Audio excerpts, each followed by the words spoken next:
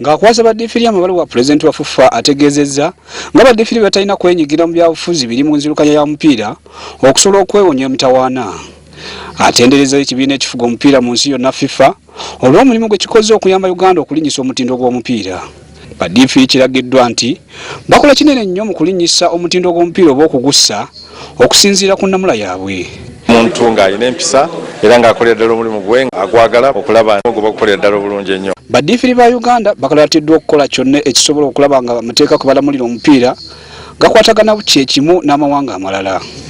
Omu ku babadde baddukanya omusomo guno ali ku ddaala ly'ekibiina ekifuga omupiira eky'ensi yonna Lee Cheng-kong bino abitegeezezza baddiifiri babadde mu musomo. Ate akulira baddiifiri mu ggwanga Haji Abbas Sendyowa annyonnyodde ebimu ebipya abaddiifiri bye bayize ng'ebyo bijja okuyamba ennyo okutereeza omulimu gwabwe.